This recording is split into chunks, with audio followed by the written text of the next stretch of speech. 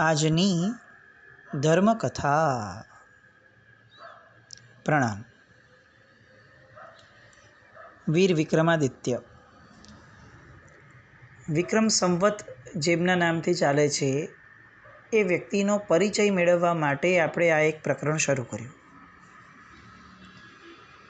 આશય એ હતો કે આપણને ખ્યાલ આવે કે એક વ્યક્તિ કે જેના જીવનના અલગ અલગ પાસાઓ, અલગ અલગ ક્ષેત્રો, એમાં એ કેટલી જીવંતતા સાથે જીવ્યો છે.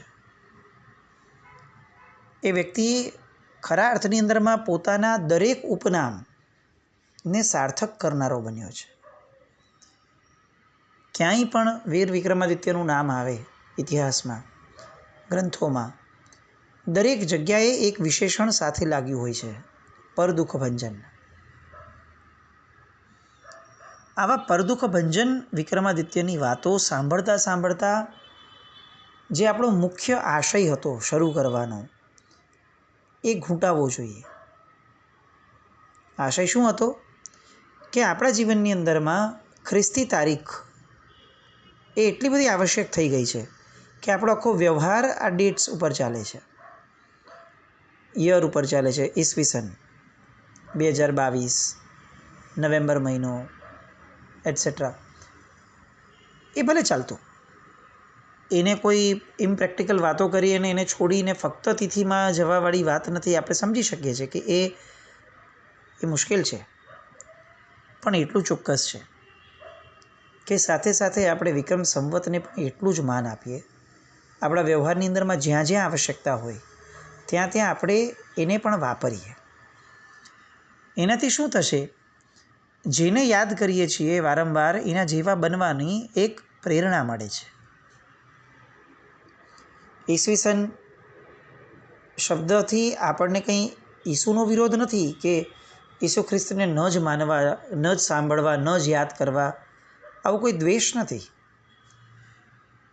પણ મૂળમાં આપણને આપણા આપતા પુરુષો જ્યાં સુધી વ્યવસ્થિત મળેલા હોય ત્યાં સુધી આપણે પારકામાં કેમ જવું?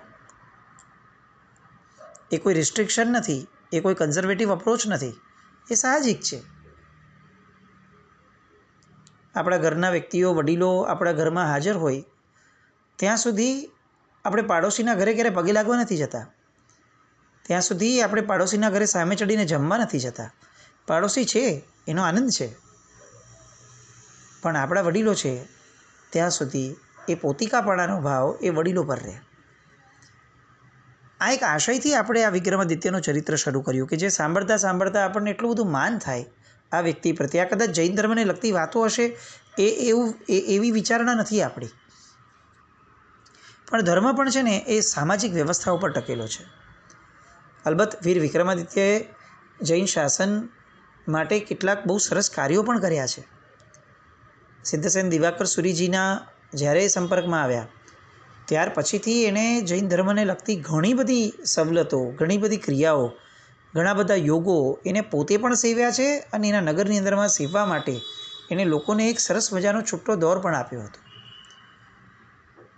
એટલે શંકા જ નથી એ બાબતમાં કે સુવર્ણયુગ હતો અવંતીનો.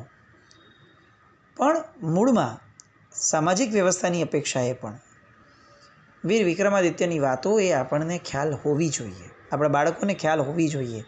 એને દર વખતે એલેક્ઝાન્ડર ધ ગ્રેટ ન હોય, વીર વિક્રમાદિત્ય ધ ગ્રેટ એ પણ એને યાદ રહેવું જોઈએ. એલેક્ઝાન્ડર ધ ગ્રેટ, એમાં એલેક્ઝાન્ડર ગ્રેટ થાય છે એનો આપણને વાંધો નથી કાંઈ, પણ વિક્રમાદિત્ય ધ ગ્રેટને ભૂલાઈ અને એલેક્ઝાન્ડર ગ્રેટ અગર થતો હોય તો આપણને વાંધો છે. એટલા બધા ઉદાર ન થઈ જઈએ કે આપણી આખી આવતી પેઢી ઉદાર થઈ જાય. વિક્રમાદિત્યની વાત પર આવીએ. પંચદંડની શોધમાં નીકળેલો આ એક જિજ્ઞાસુ માણસ, કોઈ શસ્ત્રો, કોઈ સેના, કાંઈ પણ લીધા વગર ચક્રવર્તી જેવું જે એક સત્તાનું સ્થાન ભોગવતો હતો જે વ્યક્તિ, એ સીધો એક જોડી લઈ અને નીકળી જાય કોઈ ચિંતા વગર. એ દેખાડે છે કે સાહસિક માણસ છે. એક સરસ મજાની કહેવત છે આપણે ગુજરાતીમાં, તળપદી ભાષામાં: ખભે કોથળો અને દેશ મોકળો. એ માણસ નથી ફરી શકતો કે જેની પાસે બહુ બધા પૈસા છે. એ માણસ નથી ફરી શકતો કે જેની પાસે બહુ બધા રસ્તાઓ છે, બહુ બધી ગાડીઓ છે, બહુ બધા વાહન વ્યવહારના ઓપ્શન્સ છે. એ માણસ ફરી શકે છે કે જે માણસની અંદરમાં સાહસ છે, જેને કોઈ ભય નથી. આપણે આજે એટલી નબળી પરિસ્થિતિમાં છે કે આપણે ટ્રાવેલ કરવા જતા હોઈએ તો આપણે એટલું બધું પ્લાનિંગ કરવું પડે, એક વસ્તુ મેક શ્યોર કરવી પડે છે કે અહીંયાથી અહીંયા જશું ત્યારે આ ગાડી કન્ફર્મ આ જોઈશે, એ પછીથી અહીંયાથી અહીંયા હોટલનું આ બુકિંગ જોઈશે, અહીંયાથી આ જોઈશે. આ સુખ અને સગવડોએ આપણી અંદરમાં રહેલી એક વૃત્તિ કે જેમાં મુશ્કેલી આવે ને અથવા પ્રસંગ આવે ને ત્યારે ઘટનાની સામે તરત જ સાહસિકપણામાં આપણે એનો રસ્તો કાઢતા. આપણે યાદ કરીએ કે આપણે નાના હતા ત્યારે અથવા આપણા વડવાઓ જ્યારે બહારગામ ફરવા જતા હતા ત્યારે કયું બુકિંગ કરીને જતા હતા, કેટલું બુકિંગ કરીને જતા હતા. અત્યારે ઈચ એન્ડ એવરી સેકન્ડ આપણી બુક છે અને આપણને એનું ગૌરવ છે. બેસિકલી સગવડ વધી ના નથી, પણ મોટો લબાચો એ થયો કે દરેક પ્રસંગને રિસ્પોન્ડ કરવા માટેનું અંદર જે સાહસ હોવું જોઈએ એ સાહસ ગયું. પહેલાં લોકલ બસ મળતી ને એમાં આપણે બેસી જતા હતા, એ જર્નીનો આનંદ અને આસ્વાદ માણી શકતા હતા. બહુ બુકિંગ કરવા નહોતા બેસતા કે રેડ બસમાં સૌથી પહેલાં ગોતી લે કે ભાઈ અહીંયાથી અહીંયા અરે બધું થઈ પડે, નીકળી જવાનું, જે પરિસ્થિતિ જ્યાં મળે એને પહોંચી વળાશે. આ જે વૃત્તિ હતી એ આ સગવડોએ મારી નાખી. સગવડોનો વિરોધ નથી, પણ સગવડોના કારણે જે સંકુચિતતા આવી ગઈ છે એ સંકુચિતતા એ ભારે પડે છે. જરાક નબળો પ્રસંગ આવે, જરાક અણધાર્યું થાય, જરાક સગવડો ઓછી થાય અને સીધું આપણને ફ્રસ્ટ્રેશન અને ડિપ્રેશન આવી જાય છે, કારણ કે ઓલી સાહસિક વૃત્તિ મૂળમાં મરી ગઈ. વિક્રમાદિત્યની એ સાહસિક વૃત્તિ ગજબનાક હતી. આ ચરિત્રમાં આ બધી વાતો લેવાનો એ આશય એ પણ એક છે કે આપણને ખ્યાલ આવે કે આપણે સાહસિક નથી રહ્યા અને સાહસિક બનવાનો આનંદ માણવા જેવો છે. એટલીસ્ટ આપણે આપણા બાળકોને પણ આ શીખવાડીએ કે નીકળી જવાનું, ખભે કોથળો ને દેશ મોકળો, સીધા નીકળી જવાનું. એક થેલો લીધો ને નીકળી ગયા, પછી બહુ ચિંતા નહીં કરવાની કેટલું રિઝર્વેશન છે, શું છે. અરે જનરલમાં બેસીને જશું, સામાન્ય બસમાં બેસીને જશું, રસ્તામાં કોઈ ટ્રક મળશે તો એમાં વયા જશું, બધું થઈ પડશે. આવી જે આખી એક ખુમારી વળીને આનંદભરી યાદગીરીઓ છે આપણા જીવનની, એ નવી જનરેશનને આપવી જરૂરી છે. બધું જ એકદમ બુક કરીને આપીએ તો એ આ બધું ગુમાવે છે. વીર વિક્રમાદિત્ય પહેલાં સોમશર્મા બ્રાહ્મણને લઈ અને એક નગરીમાં આવ્યા. નગરીની અંદરમાં બધું જ સુમસામ છે. રાજભવન દેખાયો, રાજભવનમાં દ્વારપાળ પણ નથી અને સીધા અંદર ઘૂસ્યા. અંદર જતાં ક્યાંક કોઈ એક જગ્યાએથી એક સ્ત્રીણ અવાજ આવતો હતો એટલે એ દિશામાં આગળ વધ્યા. લાગ્યું કે આ જ ઓરડામાંથી અવાજ આવે છે. અવાજ આપ્યો પણ છતાં પણ કોઈએ રિસ્પોન્ડ નહીં કર્યો એટલે બારણાને ધક્કો લાગ્યો જોરથી અને બારણા ખુલતા જ વીર વિક્રમાદિત્યની નજર સમક્ષ અવાચક થઈ જવાય એવું એક દ્રશ્ય એની નજર સામે આવે છે કે જેની અંદર એક 16 કળાએ જેનું રૂપ ખીલ્યું હોય એવી એક રૂપવતી નવયૌવના એક પલંગ ઉપર ઊભી છે ચડીને એકદમ ખૂણામાં. અને એ પલંગ એ સુવર્ણનો છે ને રત્નજડિત પલંગ છે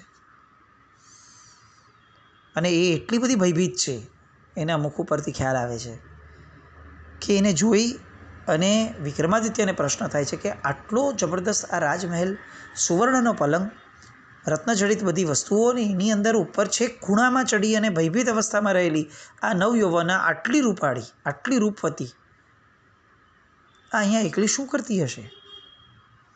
આખું નગર વેરાન થયું છે, વગડા જેવું થઈ ગયું છે. એવા સમયે આખા નગરમાં એક જ યુવાના જોવા મળે છે અને એ પણ આટલી ભયભીત.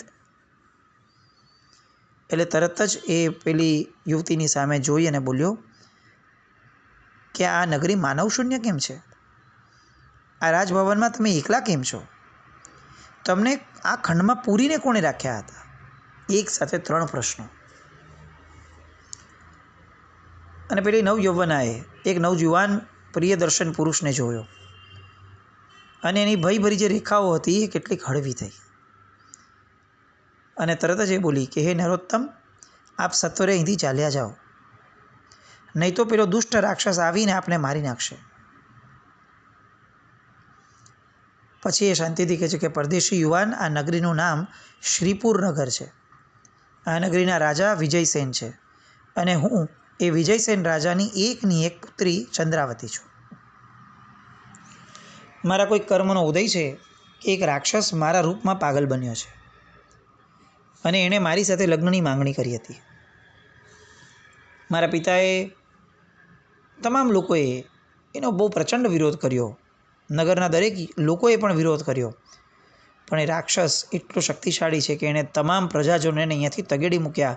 અરે, મારા માતા પિતાને પણ અહીંયાથી ભગેડી મૂક્યા. વિક્રમ આશ્ચર્ય સાથે પૂછે છે, તને એકલી મૂકીને તારા માતા પિતા કેમ વયા ગયા અહીંયાથી?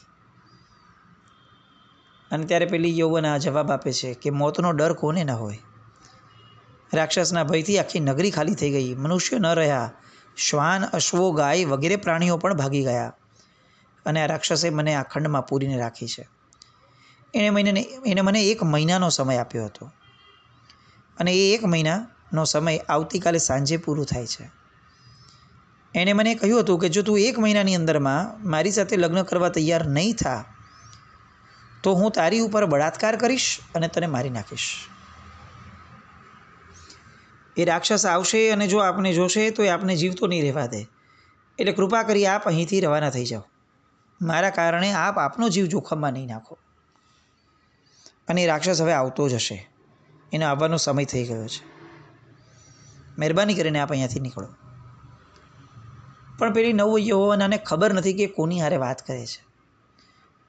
જેનું બિરુદ પરદુઃખ ભંજન એ વાસ્તવમાં છે. એટલે વિક્રમ સામે ચડીને એને કહે છે કે રાજકન્યા, તું જરા પણ ભય ન પામીશ. પણ પહેલાં મને એ કહે કે આવતીકાલ માટે તે શું વિચાર કર્યો છે? તને જે ધમકી આપી હતી એ બાબતમાં તારો શું વિચાર છે? પેલી યૌવનાએ કહી દીધું કે અત્યાચારી કે દુષ્ટની ઈચ્છાને તાબે થવા કરતાં મોત વધારે વહાલું મને લાગે છે અને આવતીકાલે સવારે હું આત્મહત્યા કરી લઈશ. વિક્રમ બહુ જ સસ્મિત એને કહે છે કે દેવી, હવે એની કોઈ જરૂર નથી. પણ તું મને એક વાત કહે પહેલાં. તો કે પૂછો. આ રાક્ષસના મૃત્યુનો કોઈ ભેદ તું જાણી શકી છે? આટલા વખતમાં એ તને આવે છે, હેરાન કરે છે, તો કોઈ મૃત્યુ કઈ રીતે એનું થશે એવો કોઈ ભેદ તને ખ્યાલમાં છે? બહુ સ્પષ્ટપણે સીધા ટુ ધ ટોપિક આવે છે, કારણ કે સમય ઓછો છે. અને પેલી યુવતી કહે છે કે હા, રાક્ષસે જ મને કહ્યું હતું એકવાર કે એની પાસે અનંત શક્તિવાળો એક વજ્રદંડ છે. તે અહીંયા આવે, સામેના આસન પર બેસી જાય અને અસુરદેવને પ્રાર્થના કરશે. એ વખતે રાક્ષસ પોતાનો દંડ નીચે મૂકીને રાખે છે. હવે એ સમયે જો કોઈ મનુષ્ય એ દંડ ઉઠાવી લે તો એ એને જીતી જાય રાક્ષસને, અને જીતીને એને મારી પણ શકે. પણ એ દંડ એ જ સમયે ઉઠાવવો પડે. પણ એ એટલું બધું ભયભીત કાર્ય છે કે જો રાક્ષસના હાથમાં પેલો માણસ પકડાઈ ગયો તો ઘડીના 6 ભાગમાં તે માણસ મૃત્યુને શરણ થઈ જાય. વિક્રમ કહે છે કે તું સાવ નિશ્ચિંત બની જા. એ દુષ્ટને હું બરોબર પહોંચી વળીશ અને બરોબર શિક્ષા કરીશ. હજી રાજકન્યા કંઈક એને કહેવા જાય એ પહેલાં દૂરથી એક અટ્ટહાસ્ય સંભળાયું. અને રાજકન્યા તરત બોલી ઉઠી કે આપ પલંગની નીચે છુપાઈ જાઓ, એ દુષ્ટ આવી રહ્યો છે. વિક્રમ પલંગની નીચે છુપાઈ ગયા. પોતાનો થેલો પણ એને સંભાળપૂર્વક એક ખૂણામાં મૂકી દીધો. અને એ જ વખતે દ્વારની અંદર રાક્ષસ દાખલ થયો અને બોલ્યો કે આ દ્વાર કોણે ખોલ્યું છે? પેલી રાજકન્યા કહે છે કે અહીંયા આવવાની હિંમત આમ પણ કોણ કરી શકે એમ છે? આજે સવારે તું જ પોતે પ્રાતઃકાર્ય માટે બહાર ગયો હતો ત્યારે તે જ દ્વાર ખુલ્લું રાખ્યું હતું. રાક્ષસે માથું ઘુમાવ્યું અને તરત બોલ્યો કે નહીં, મને આ ખંડમાં માણસની ગંધ આવે છે. બોલ, ક્યાં છે મારો શિકાર? જલ્દી બોલ.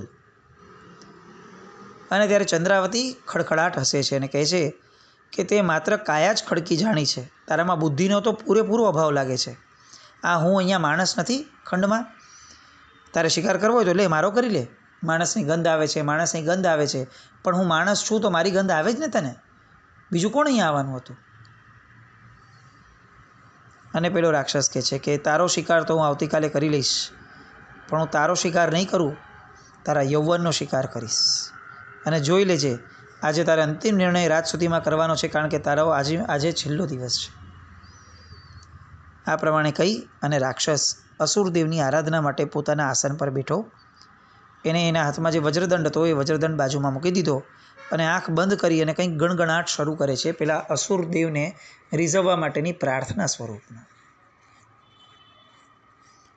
વીર વિક્રમને આખી ઘટના આ રાજકન્યાએ ચંદ્રાવતીએ પહેલેથી કહી દીધી હતી કે આવું આવું થશે.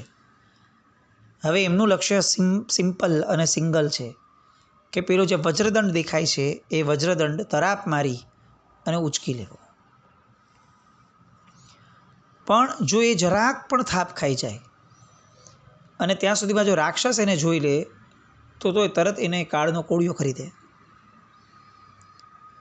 એટલે હવે વિક્રમાદિત્ય જે છે એ એકદમ સાબદા તૈયાર થયા. આ તક જતી પણ નહોતી કરવી. એટલે પૂર્ણ તૈયારી સાથે, પૂર્ણ શક્તિ સાથે તરત જ પલંગની નીચેથી બહાર આવ્યા અને સીધા રાક્ષસની બાજુમાં જ્યાં વજ્રદંડ પડ્યો હતો ત્યાં એમણે તરાપ મારીને કૂદકો માર્યો.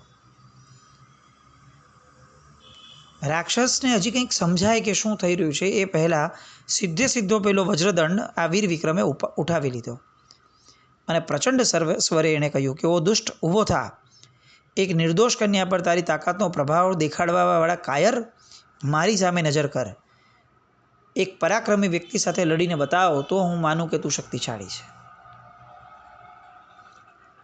રાક્ષસ જે પ્રાર્થના કરતો હતો એમાંથી તો એનો ભંગ થયો, પણ એને સૌથી મહત્ત્વની વાત એ લાગી કે આ વજ્રદંડ એની પાસે વયો છે. એક મિનિટ માટે, એક ક્ષણ માટે તો એ ધ્રુજી ગયો, પણ સામાને ડરાવવા માટે તરત એ બોલ્યો કે મોતની મિજબાની માણવા માટે આવ્યો લાગે છે. મને દેખાય છે કે તારા ઘરમાં કદાચ તારી માટે કોઈ આંસુ સારવાવાળું નહીં હોય. અને એમ કહી અને રાક્ષસ વીર વિક્રમ પર તરાપ મારવા માટે આગળ ધસે છે. અને ત્યારે વિક્રમ કહે છે કે નરાધમ, હું આવ્યો છું તારા મોતની મિજબાની માણવા. હું ક્ષત્રિય છું, પડકાર કર્યા વગર કોઈ ઉપર પણ ઘા નથી કરતો. આવી જા મેદાનમાં અને યુદ્ધ માટે તૈયાર થઈ જા. પરાક્રમી વ્યક્તિ માટે પરાક્રમને કોઈ તેડું ન હોય. જેવો અવસર મળે સડસડાટ એ પરાક્રમ અંદરથી બહાર નીકળે. આ શબ્દો સાંભળીને રાક્ષસ ખડખડાટ હસી પડ્યો અને બોલ્યો, ઓહો હો, માકડને પણ મૂછ આવી ગઈ. શાબાશ, અલ્યા મારો દંડ મને પાછો આપીને ચાલતો થા, નહીં તો હું તને રમત માત્રમાં ચોડીને ગટગટાવી જઈશ.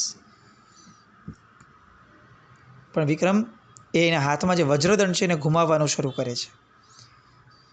રાક્ષસને આશ્ચર્ય થાય છે કે જે દંડ કોઈનાથી ઉચકી પણ શકાય નહીં એટલો ભારી છે, એ દંડને આ માણસ આમ જાણે સામાન્યપણે હલાવતો હોય, રમકડું હોય એવી રીતે હલાવવા લાગે છે. એણે સામાન્ય ડરાવવા માટે વિકરાળ રૂપ ધારણ કર્યું. એ રૂપ ધારણ કરે છે કારણ કે વીર વિક્રમ ડરી જાય, અને વીર વિક્રમ સમજી શકતો હતો કે આ એની ચાલબાજી છે. એટલે વીર વિક્રમ જોર જોરથી ખડખડાટ હસવાનું શરૂ કરે છે. એને તો ખબર નથી કે આ વજ્રદંડથી શું થવાનું છે, પણ તેમ છતાં પણ એને ધરતી ઉપર વજ્રદંડને જોરથી પછાડ્યો. જેવો વજ્રદંડ પછાડ્યો એવું રાક્ષસની છાતી જે છે એ થળકવા માંડી.